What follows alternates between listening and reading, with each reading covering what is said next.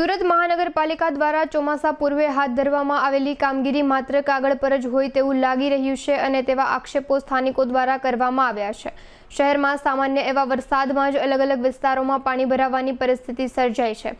ખાસ કરીને ઉત્તરાયણ પોલીસ સ્ટેશનની આસપાસના વિસ્તારોમાં સામાન્ય વરસાદમાં પણ પાણી ભરાઈ ગયા છે। ગટરોની યોગ્ય સાફ સફાઈના અભાવને કારણે આ પરિસ્થિતિ ઊભી થઈ છે।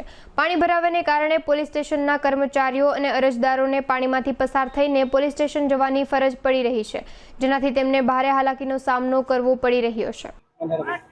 વરસાદ આખી રાત પડ્યો હતો અને આ પાણી નિકાલ માટેનો એકમાત્ર રસ્તો છે અને જ્યારે સમગ્ર વિસ્તારમાંથી પાણી આવતું હોય ત્યારે સ્વાભાવિક છે કે લાઈનનું ફૂલ કેપેસિટીમાં જતું હોય ત્યારે નીચાણવાળા વિસ્તારમાં સ્વાભાવિક છે થોડું પાણી ભરાય અને એના માટે અત્યારે અમે તાકીદ કરી અને મશીનરી લાવી અને કામગીરી કરી રહ્યા છીએ। એના માટે અમારી ટીમ એલર્ટ રહી છે અને અમે 24 કલાક પણ એલર્ટ રહીએ છીએ। અમારે ડેપો પર પણ માણસો રાખવામાં આવે છે અને અત્યારે અમે લગભગ 60 જેટલા વ્યક્તિઓ અંદરો મશીનરી લાવી અને કામગીરી કરી રહ્યા છે અને ખૂબ ઝડપથી અત્યારે કહેવાય ને ઝડપથી અમે કામગીરી કરીને આ પાણીનો નિકાલ કરીએ।